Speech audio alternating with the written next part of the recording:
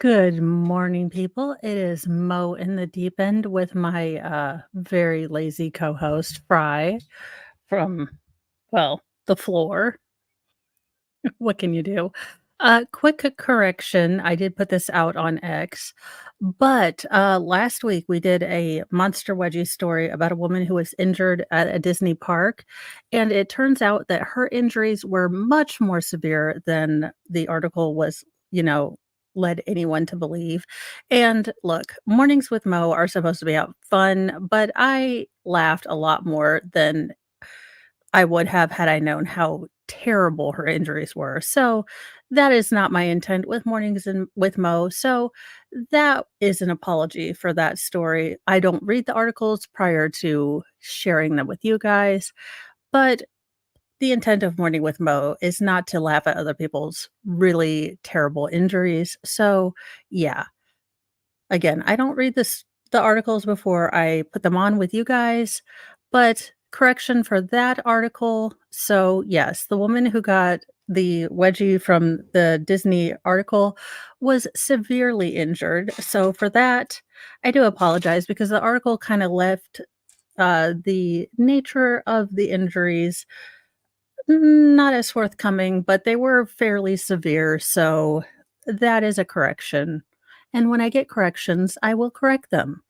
But that is the correction of the morning. And for the first story from my uh, semi conscious co host and I, new pictures throw cold water on Rep. Jamal Bowman's excuse for pulling the fire alarm in a house building. Now, according to Mr. Bowman, our representative, Miss Bowman, and his camp, he was all Twitter pated. He had to get into into that vote. It was all, shenanigans out at the Capitol as per usual. And he just did not know what a fire alarm was. But let's see what his camp is now saying. His excuses are going up in smoke. Images of the fire alarm that Representative Jamal Bowman pulled in a House office building as his fellow Democrats were trying to delay a key vote to fund the government appear to douse cold water on his claims that the move was just a boneheaded mistake. The bright red alarm is clearly marked with the word fire right next to two signs that provide explicit details of how to open the emergency door at the Cannon House office building. Photos show emergency exit only, the sign reads, and push until alarm sounds 3 seconds, door will unlock in 30 seconds. The strident socialist New York lawmaker whose gaffe was caught on surveillance videos simply needed to turn his head to the right to see the blaring signs, but Bowman claimed that he thought pulling the alarm would open the door. Today, as I was rushing to make a vote, I came to a door that was usually open for votes, but today it would not open, he claimed in a statement post to X. Again, it's formerly known as Twitter. I think we have all, unlike Mr. Bowman, figured out through, you know, levels of context clues that X is now what we all had thought of as Twitter. Now, being the color red and these giant signs, I think we're gonna have a hard sell with this one, but, I myself have been in a Twitter-pated mood. I myself have never pulled a fire alarm, but, I have also never been in Congress and late to a very important date in Congress. So, these things happen. Quote, I am embarrassed to admit that I activated the fire alarm, mistakenly thinking it would open the door. I regret this and sincerely apologize for any confusion this caused. Sarah Isherdu, his chief of staff, added in a statement on social media that, quote, Congressman Bowman did not realize he would trigger a building alarm as he was rushing to make an urgent vote. Um, but many lawmakers and public political observers weren't buying it. With a growing chorus of Republicans, oh, well, you would trot out maybe not the most, good logical person. Like, couldn't we have, like, Jim Jordan or someone, logical that you would wanna pull out? But no, it would be Marjorie Taylor Greene. Eh, it's Congress. Uh, Accusing Bowman of pulling the alarm as a tactic to delay the House vote on a GOP stopgag spending bill. I'm sure all of these people were working just for us little people. Quote, "This is not confusing at all," former Michigan Republican Congressperson Justin Amash wrote on X. "There is a push bar on the door below the sign. Members of Congress see these signs all the time and know exactly what they mean. I can't even imagine thinking this has something to do with a fire alarm pull on the wall," Amash added. "Stop excusing his recklessness." The fire alarm incident, which triggered an evacuation of the Cannon Building around noon on Saturday, took place as the Democrats were scrambling over the GOP's last-minute offer to avert government shutdown. I know, sadly, the government will still exist, for the rest of at least 45 days, you guys. I so it will come out as I am a news junkie, but this particular representative used to be a school principal, and it is in fact it was a suspendable offense, I believe 5 days ISS or in-school suspension if you, did a fake fire alarm.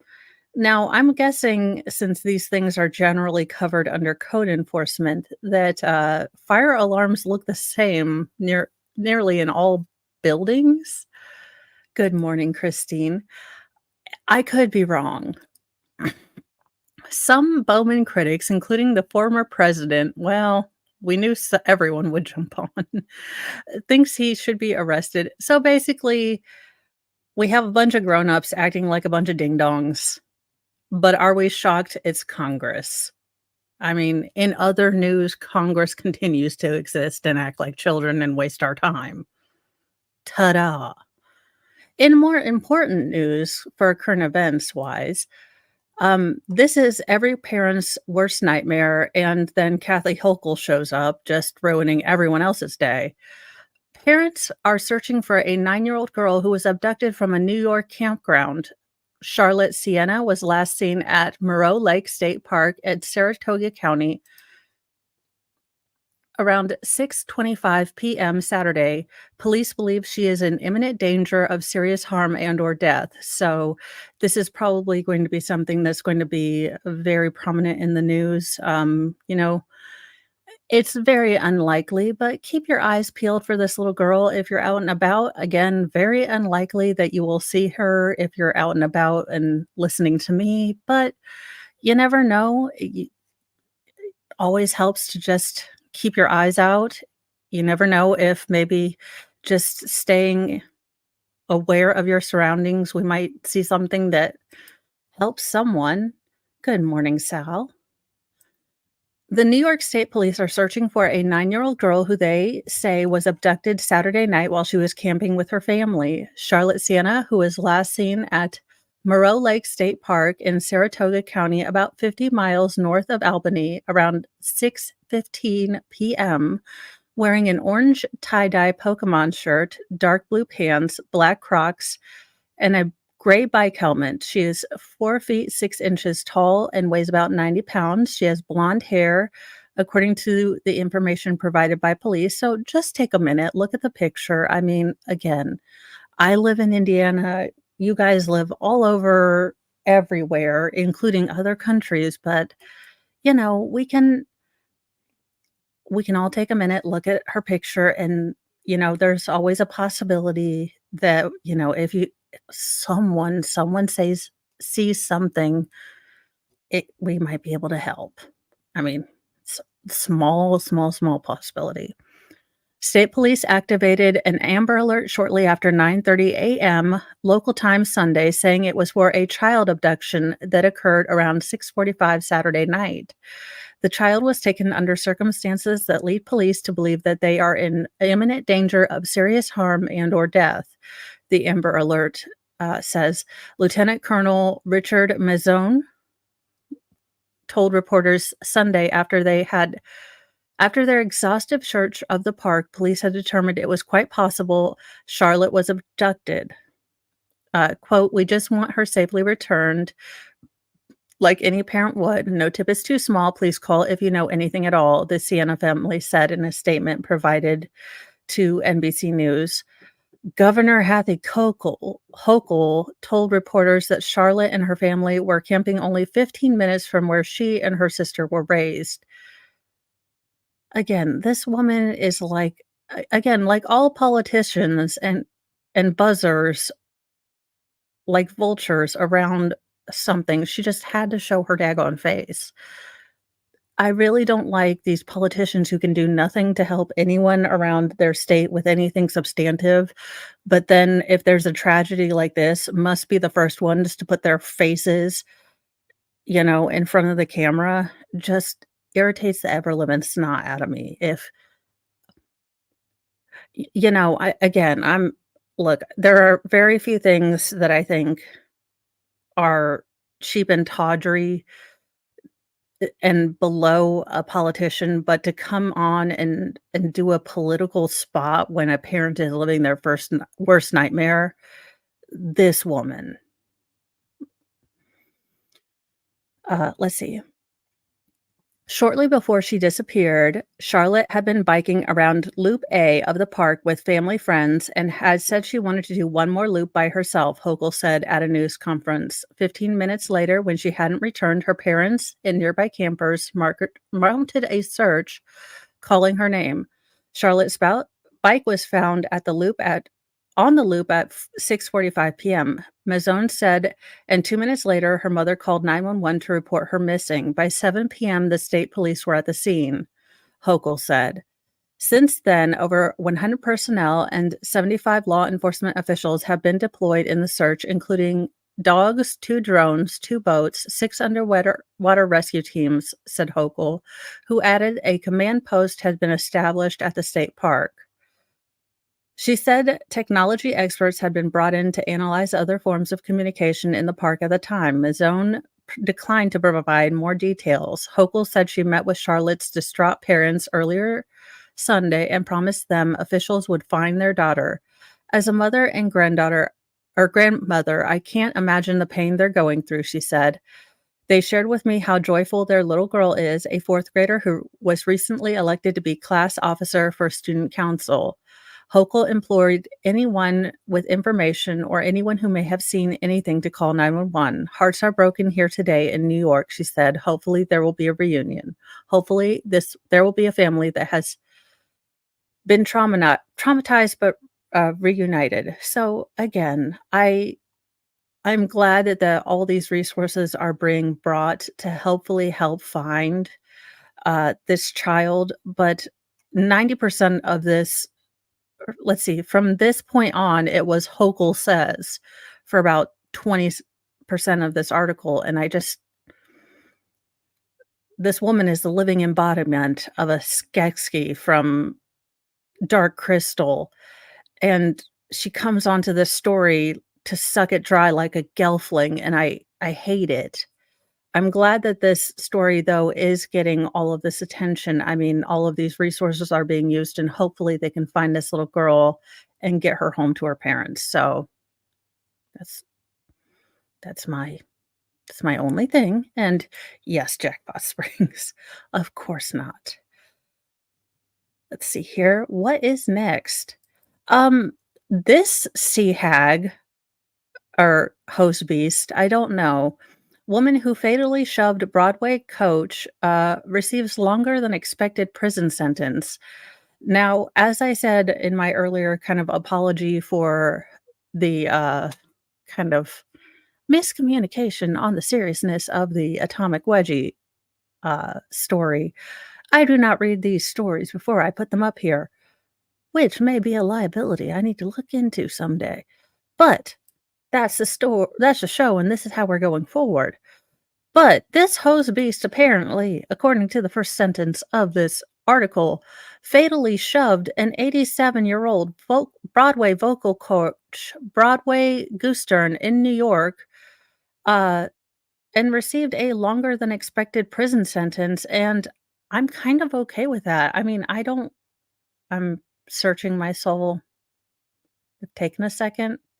I've consulted with the semi-conscious Fry, and we're both okay with it. But let's continue. Received a longer than expected prison sentence Friday after pleading guilty to manslaughter in August. Laura Panzietta, we're guessing her name. Lauren P. was sentenced to 8.5 years behind bars during her sentencing hearing, which is 6 months more than what was recommended as part of the plea agreement she made with Manhattan District Attorney's Office. I find myself not upset. You pushed a nearly 90-year-old woman that to death. I'm kind of okay with it. Again, let's read more into the story. I will attempt to feel bad-ish for you, but I don't. In handing down a slightly more severe sentence, Manhattan State Supreme Court Judge Felicia Menon said she was unconvinced that Penzia had taken responsibility for her actions on March 10th, 2022, when P shouted obscenities at Gostern, who was leaving a gathering with students, and intentionally shoved her to the ground, causing the vocal coach to fall on her head. Gustern suffered a brain injury that killed her several days after the attack. Quote, I'm really concerned about your apparent inability to take responsibility for your actions, Menon told Pezienda. Look, I'm butchering your last name. You're convicted of pushing an old woman for no reason. I'm done. Who said prior to sentencing that she was, quote, profoundly sorry for her actions. Quote, if it was my grandmother, I would be broken and my life would be shattered, she said. Gustern's grandson, AJ, also spoke during the sentencing and criticized P's apology as contrived. I curse you, Lauren Panzietta, Gustern said, Newsday reported. For the rest of your days, may you be miserable. Gustern's clientele included Blondie's Debbie Harry, avant-garde heroine Damanta Gallus, Bikini Kill's Kathleen Hanna, Broadway performers, downtown firebrands, and anyone who wanted to learn to sing. When it was time to hit a show and see her pupils, she'd walk up to a mile and a half. She was 4'11" and probably weighed 70 pounds. This woman is a hose beast. Look, Harry previously told Rolling Stone following Gustern's death, she had the body of a child, but she was a dynamo in this little tiny body. It was just astounding.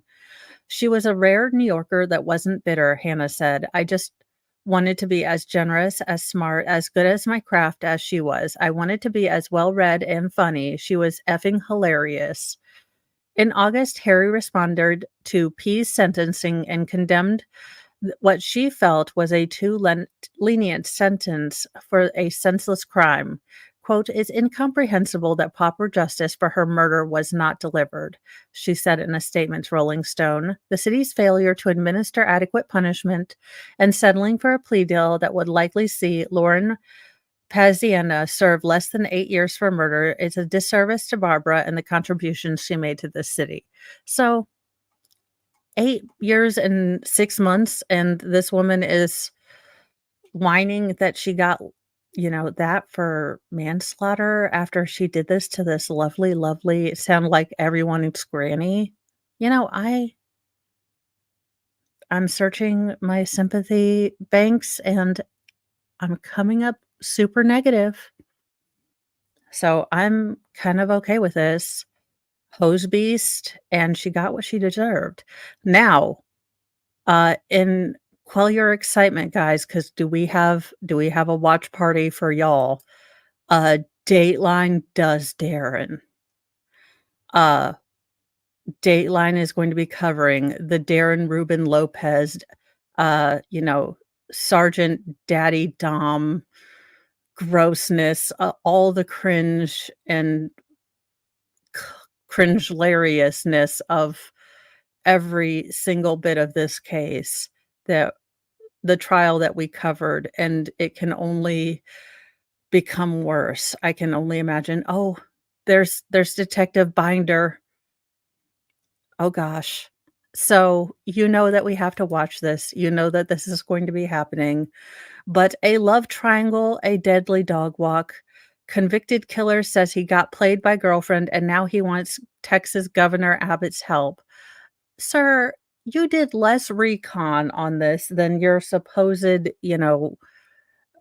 Army Ranger missions. You were dumb. You played stupid games. You get stupid prizes.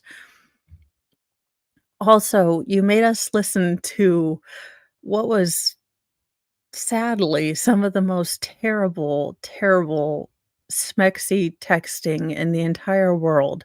And you unalived the most innocent human being almost in Texas. I can't, sir, what do you want the governor to do? But let's see here. A decorated U.S. Special Forces medic who killed his girlfriend's husband wants Texas Governor Greg Abbott to intervene and shorten his 6-decade prison sentence, saying he deserves leniency because he helped put his girlfriend behind bars when he had once he knew she had lied about being abused and used him in an elaborate murder for hire plot. Quote, I became her weapon, Darren Lopez, 51, exclusively told NBC's Dateline in his first interview since being sentenced to 62 years in prison for for murder. I understand that. Quote, the true criminal is in jail for life, Lopez said from Dallas County Jail before he was moved to prison east of Waco. I helped put her there. Lopez, 51, shot Jamie Faith, 49, while Faith was walking his dog on October 9th, 2020, outside his Dallas home with his wife, Jennifer Faith. Lopez was convicted and sentenced in July. The previous year, February 2022, Janu Jennifer Faith pleaded guilty to using interstate commerce in the commission of a murder for hire, admitting to prosecutors that she'd falsely convinced Lopez that her husband was physically and sexually abusing her. In reality, Jamie Faith never hurt his wife, and the allegations were fabricated. Assistant U.S. District Attorney Rick Calvert of North Texas Northern District told Dateline, but Jennifer Faith used fake email accounts and photos of previous injuries, as well as a picture of a bloody lip she got from a stock photo company, to convince Lopez otherwise, Calvert said. Calvert called Faith's lies, which include violent sexual times by multiple people, some of the most sadistic things you can possibly dream up. Yes, this woman. This woman had groups of many, many people coming to utilize her self during the COOF times. High school sweethearts reconnect. Jennifer Faith, a speech therapist, and her husband, an IT director with American Airlines, had been together for 15 years and had a teenage daughter when he was fatally shot. During her marriage, Jennifer Faith reconnected with Lopez, who she dated in high school. The pair had a 7-month emotional affair, Dallas County prosecutors said. Oh gosh, they look so 90s and so happy. Look at all those ruffles and all the ruffles. Lopez retired from the Army after 6 deployments to Iraq, said Andrew Shermaine, a supervisory special agent with the Bureau of Alcohol, Tobacco, and Firearms who investigated the case. Lopez earned a Purple Heart and a Bronze Star and suffered a traumatic brain injury in combat, Shermaine told Dateline. Lopez and his wife separated in 2018. Yes, she is. Yes, she is. I believe they were from Green Bay before they moved to Dallas, but I could be very wrong. It's been a while, and I was so traumatized by the whole smexy texting that I think I forgot that, and I'm not a big sports ball person, so it might have been blocked from my mind. He'd become increasingly isolated while living on a large rural property outside of Nashville, Tennessee, with 2 of his daughters during the coup. His lawyer, Juan Sanchez, said, so he's sitting on his farm on his computer, Sanchez told Dateline, and he says, you know what? I'm going to try to reconnect with her. He found her on LinkedIn and sent her an email, and this is how all this started. Note to self, do not link in with any of your old high school, you know, flames. Just don't do it. The temptation is there. Watch random videos on YouTube and subscribe to Mo. She will keep you sort of out of trouble, somewhat guaranteed. After reconnecting on March 2020, Lopez and Jennifer Faith talked often, trading tens of thousands of messages, phone calls in the months that followed, said Eric Barnes, a Dallas detective who investigated the case. Jennifer Faith called Lopez her soulmate and came up with a 5-year plan to be together again. Uh, Lopez said he had no intention of breaking up Jennifer Faith's marriage. When she told him there was no intimacy between her and her husband, Lopez said he pushed her to be honest with him. By April, Jennifer Faith told Lopez that her husband had discovered their relationship and began abusing her. At one point, Lopez told Calvert she said her husband had abused her and she had woken up to him performing CPR on her because of an underwater mouth hug, that led to her being, um, unable to breathe for long periods of time underwater, according to a transcript of the interview obtained by Dateline. Email correspondence between Jennifer Faith and Lopez showed that he wanted to alert American Airlines to the alleged abuse and pushed her to go to the police, but Jennifer Faith, again, the fact that her name is Faith is just it tickles me to something. I don't know why, but it's hilarious to me. The irony there is just something about it just makes me wanna giggle. Telling that she didn't want her daughter to lose her father and feared doing so would only make the abuse worse, Calvert said. Quote, "She also told me that say she would say nothing's happening if he told the authorities," Lopez told Dateline. "She would deny everything to the police. Quote, if I didn't do something, she was going to die." Um, we have questions about this mustache. We have had many questions about this mustache. As the Faith's anniversary approached on October 8th, 2020, Lopez said he received text messages that appeared to be from Jamie Faith that threatened the assault and possible drowning of Jennifer Faith. So he drove 10 hours to Texas, convinced that if he didn't do something, she was going to not live, he told Dateline. "I made that commitment right there." On October 9th, moments after the Faiths left their home to walk their dog, an armed Lopez approached Jamie Faith and squeezed the trigger 9 times. 3 bullets struck him right in the head, Calvert said. To make the killing look like a robbery, Lopez removed Jamie Faith's wedding ring, punched Jennifer Faith, bound her hands with, like, this much duct tape. It was or electrical tape. It was shenanigans. I mean, again, if he was with the Rangers, the recon he did on this was just awful. Uh, Lopez later told Calvert, according to the transcript of the, interview he obtained by Dateline, then Lopez fled in his pickup truck somewhere in Arkansas. He told Calvert he tossed Jamie Faith's wedding ring out the window.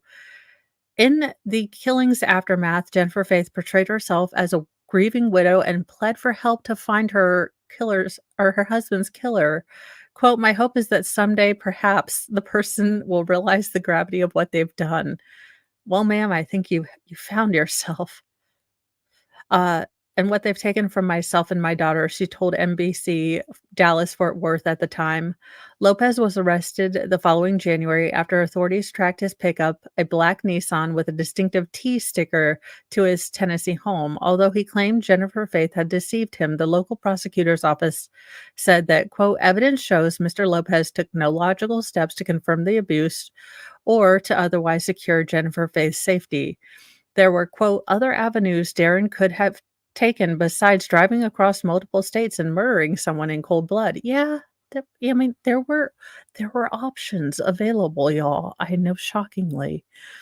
Jennifer Faith was arrested in February 2021 as investigators began untangling the plot to kill Jamie Faith.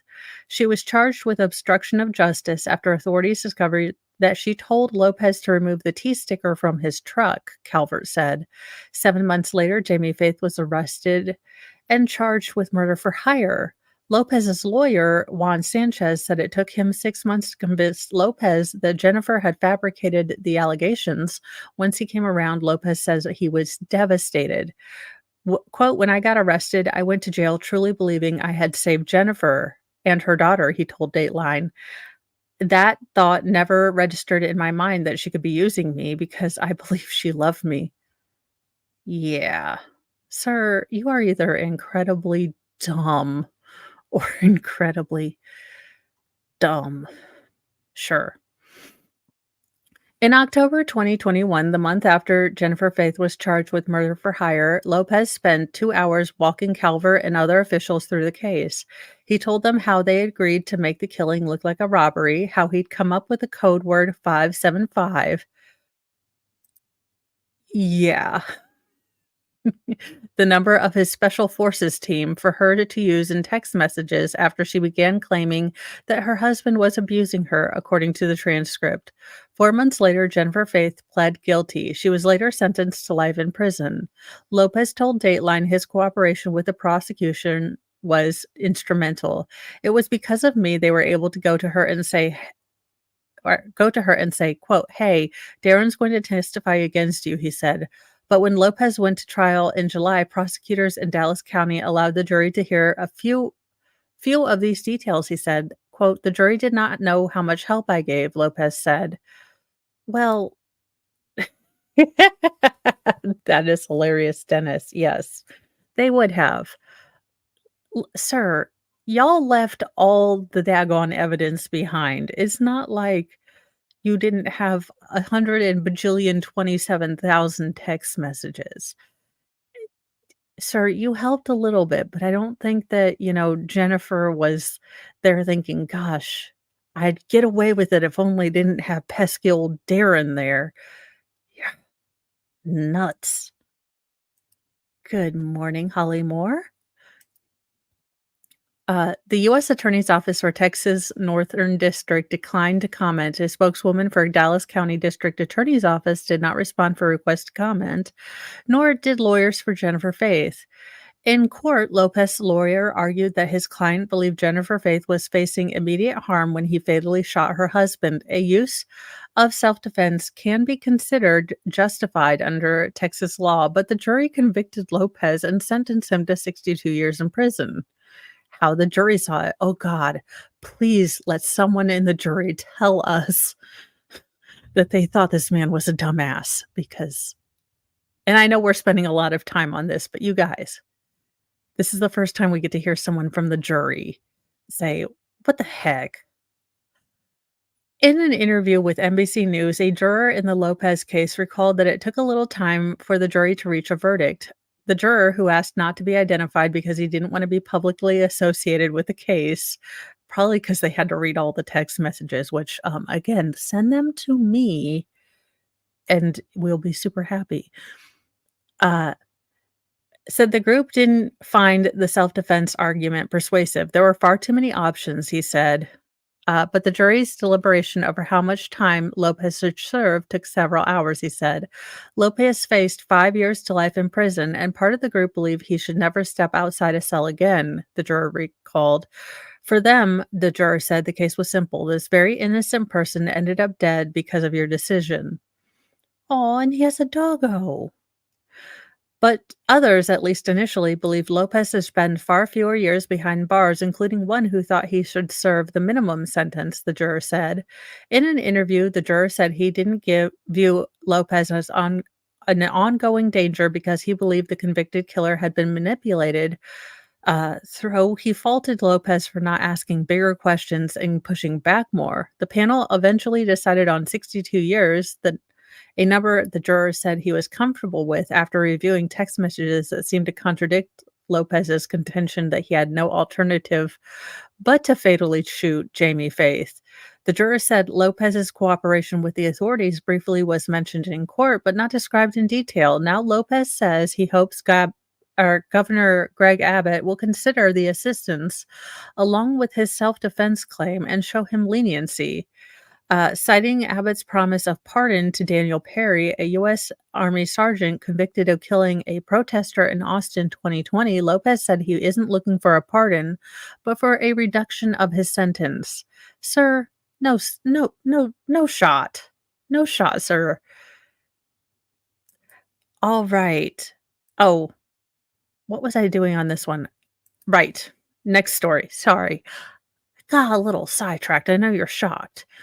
Now, as an adult human being, I am trying to give you guys news that is both going to help you during your day, but also being funny. But I don't want to be terribly offensive, but and I don't read these articles ahead of time. But when I saw this woman's name, and I've never heard of this woman. I have never, ever, forewarning and foreshock. But all I could think of was Napoleon Dynamite and the brother, and that him and LaFonta were getting super serial. So that was the only tagline, and I'm sure, after reading the article, LaFonza Butler, we will know a little bit more about her, but that was the only reason for the tagline, so don't come after me, people, but that's immediately my what my head went to was the Napoleon Dynamite girlfriend, which is terrible, and I'm going straight to purgatory. Newsom taps LaFonza Butler to fill Feinstein's Senate seat. California Governor Gavin Newsom announced late Sunday that he has selected LaFonza Butler of Emily's List to fill Senate seat of Dianne Feinstein, who died Thursday night at the age of 90. Newsom announced Butler to finish Feinstein's Senate term, which runs through November 2024. In a statement, he said she will be California's first openly LGBTQ representative in Senate and the first Black lesbian to openly serve in Congress in U.S. history. Well, there we go. I'm sure that's important because I need to know any of that. Quote, as we mourn the enormous loss of Senator Feinstein, the very freedom she fought for, reproductive freedom, equal protection, and safety from gun violence. I didn't remember anything from gun violence being in the Constitution, but we'll just go ahead on that. Have never been under greater assault. LaFonza will carry on the baton left by Senator Feinstein, continue to break the glass ceiling, and fight for all Californians in Washington, D.C., the Democratic governor said. So this is the woman that will be replacing Dianne Feinstein. On the plus sides, she looks younger than 147. So way to go. Plus sides, younger than 927. So Feinstein was the longest serving woman in Senate and died Thursday night at her home in Washington. Her death came amid questions swirling around her health and following criticisms from members of her own Democratic Party over a recent lengthy absence from the Senate that had delayed confirmation votes for Biden administration judicial nominations. The government said to fill Feinstein's seat Said to fill Feinstein's seat, Butler will resign as president of Emily's List, a U.S. political action committee that seeks to elect Democrat women who support abortion rights to public office. Well, isn't that special? Newsom added that she ran political campaigns and strategy efforts for companies, organizations, and elected leaders, including Vice President Kamala Harris and former Secretary of State Hillary Clinton. Well, I mean, she's still young. Look, you know what? I don't know anything about her other than what the governor has decided to tell me he thinks is important about her. So, you know what? Hopefully she does a good job and she goes into Senate and she tries to do good job by her constituents, which would make her better than 90% of the people that are there. But it's Congress and it's politics, so I'm not holding out any hope. In the best news ever, and I've decided to do this with Mr. Mo, retired Australians spend almost 500 days at sea after booking 100 or 500. Oh my gosh. Read English, Mo. 51 straight cruises because it's cheaper than a retirement home. This is going to be Mo and Mr. Mo, only I'm still going to have the flaming red hair. So, just imagine. And I'm not gonna be Australian, obviously. A retired Australian couple became stars of the sea as they spent nearly 500 days cruising around the world after booking 55 back-to-back cruises. Marty and Jess Anson took off on their first cruise on June 16th, 2022, and after 2 years of strict coof lockdowns in Australia. They have yet to stop, booking a total of 51 trips so far. The great-grandparents have stayed on board Princess Cruises' 2,000 passenger Coral Princess for more than 450 days, longer than most of the crew, including the captains, and expect to stay on board the ship for 2 years. Eventually, I said to my travel agent, "Look, whatever comes, just book it," Marty told a current affair. The couple claim it's cheaper to cruise around the world for 2 years than pay for a retirement home. It's our lifestyle, Jess told the outlet. The couple enjoy cruises for decades prior to make it their full-time living situation. Among the perks of the lifestyle, there's just always something to do. From dancing to dinner, it comes with a maid to clean your room. Aw, can't you see little me and poor Mr. Mo just sitting there smiling? Mrs. Mo's gonna be just tanked every day. Little drinks with, you know, uh, the little umbrella shades just everywhere. Mimosa'd out for everywhere. Aw, and I'm gonna be in my little floral outfits. You have no idea. Poor Mr. Mo just drinking there, listening to me babble. It'll be awesome. We're just gonna be that cute little old couple, just forever. Where else can you go for dinner? You can go to a show, you can go dancing, and through these days, you have all the wait a minute, there's people there? Okay, wait, we may need to rethink about this. Can I stay in my cabin and be left alone? I may rethink this. I don't know that I'll become more people-y in my old age. These are things to keep in the old noggin and think about, but it does look cute when they do it, and I salute them. I'm going to adopt this couple. This is so cute. Jess particularly enjoys the, ballroom and hula dancing, while Marty enjoys making lifelong friends. Quote, "Now I don't have to wash up anymore or make the bed," Marty says excitedly. Um, "I don't know how to because we haven't done it for so long. So now we just have to stay aboard and just stay alive." He joked. Aw, he's so cute. They start each day playing ping pong, enjoy cracking open a couple beers to sit on their balcony and take in the view. The fun couple been all abo have been an all-aboard family with the crew who love to see the pair every time they board for another cruise. Even though even those just popping on for a single cruise have heard about the well-traveled pair and just want to say hi. Quote, everyone n around the ship knows them. They're basically celebrities on board." Aw, they're so cute. That's it. I don't know if we can actually do this. This is a whole lot of peopling. It's a good idea, but I don't know that I could do this.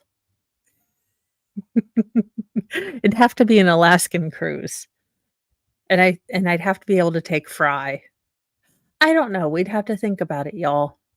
I'd have to put it I'd have to have you guys vote on it. It'd be terribly things. But those are the news stories today. So, keep your eyes out. Again, I'll put her picture up. I know it's a long shot, but this little girl has possibly been abducted from a national park up in New York. So I don't know. I mean, there's 9 of you, 7 of you guys watching now. If you see this little girl, her name is Charlotte. It's a long shot. But, I'll just put that out there. I will in about At about 10:10, I'm gonna be starting up day 1 morning session of Take Care of Maya, and then, as always, in the afternoon or evening time, I will have nightly newsy news with hopefully a more awake Frybert. He does actually stay awake sometimes. And then I will be planning to do a watch party of this, Dateline Darren Rubin Lopez case because I'm sure it will be all the cringe hilarious as we get to listen to him explain how the hell he fell for this. But I will see you guys in just a little bit. Thank you guys for watching, and again, correction on the article that I did about the Disney Atomic Wedgie. Ac The article did made light of the injuries. The woman was actually very severely injured, and that was terrible and not funny. So, correction, she was in fact very terribly injured. So, that was not very funny. I should not have laughed, but the article was not very forthcoming in her injuries, so it is that is what it is, but I have printed a verbal retraction in my head. There you go. That is what it is. I will see you guys in a little bit. Have a great day on this Monday. See you guys in a bit. Bye.